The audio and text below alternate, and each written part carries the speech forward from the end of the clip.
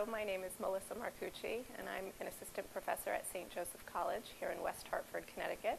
I teach in the master's program as well as in the undergraduate program within the biology department. I would like to talk to you today specifically about a course, a new special topics course that I am offering in the biology department master's program. The course is entitled Proteomics.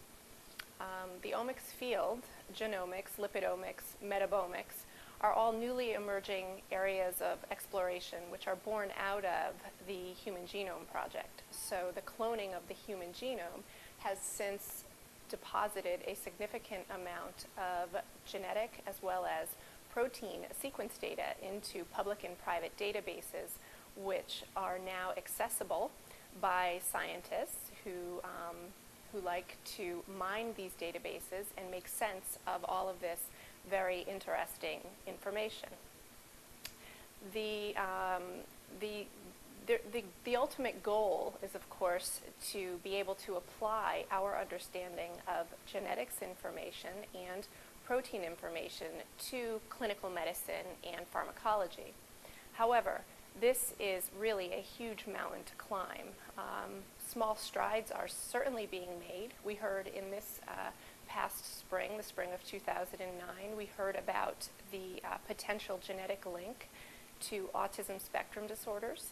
Chromosome 5 has a significant region or a stretch of alleles that have been suggested to encode for cell adhesion molecules, which have been linked to autism spectrum disorders.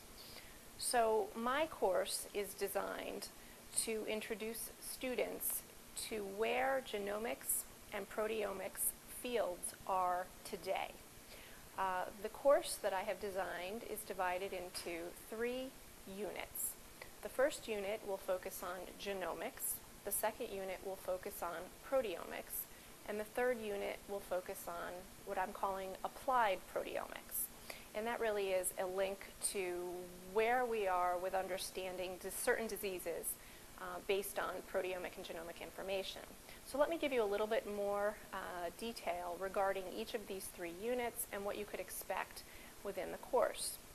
So the first unit, which I've entitled Genomics, will focus really on the conceptual link between genes and proteins. So we'll start off with the ribosome. We'll talk about protein synthesis and of course, control of gene expression. Then we'll move into how genomes themselves are sequenced. We'll focus our attention a great deal on the Human Genome Project. And then we'll finish with some readings on comparative genomics and the importance of sequencing other species' genomes as we can learn from the other species about our own. The second unit will focus on what we've learned about proteins, and this will be the proteomics from the genomics. This will be the proteomics section.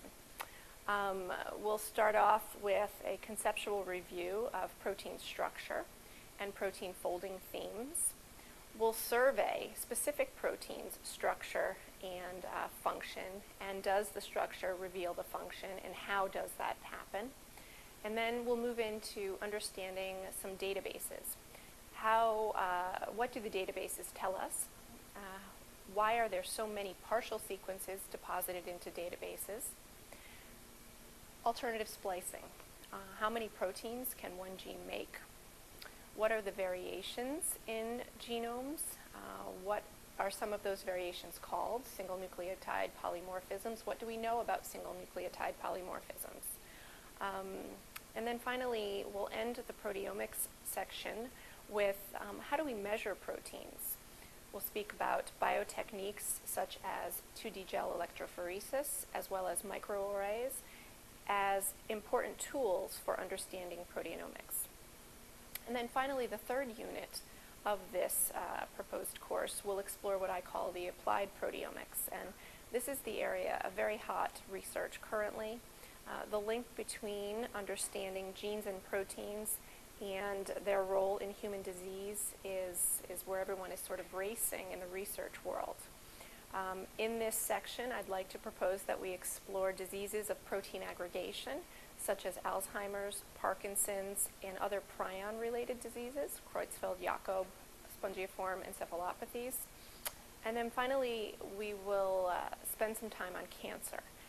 And certainly cancer is very relevant in this course because we can look at mutations and virus and protein structure, and how do changes in all of these result in the development and progression of cancer. Evaluations in this course will be based on discussions of primary literature from on the discussion board, problem sets that will be assigned with each unit that we are exploring, short papers that will be assigned, as well as a proposed midterm and final exam. The problem sets will involve you being able to explore the National Center for Biotechnology Information website, which is the NCBI website. The sites on NCBI include GenBank and PubMed and Exposi, and the use of all of these really important websites will come into play in this course. Finally, we will use various texts in addition to reading primary literature to piece together this story of both concept and application of the material.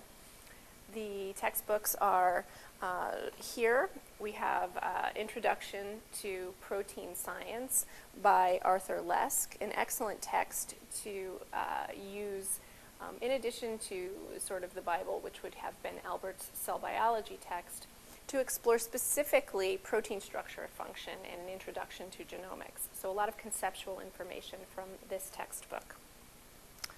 The next text is the Campbell and Heyer. This is called Discovering Genomics, Proteomics, and Bioinformatics. This too is a wonderful text to apply concepts with understanding how to actually access information within some of these wonderful web databases. So we'll use this textbook. And then finally, okay, and the third textbook here is Recombinant DNA, Genes and Genomes, a short course. This is a classic text put out by Watson and colleagues, again, to look at molecular genetics and to explore concepts associated with understanding genomes and their relation to understanding protein information. So these three textbooks will be used and pieced together to create the story for this course. So I hope that you find this information useful in making your decision about registering for courses here at St. Joseph College, and I look forward to working with you in the future. Thank you.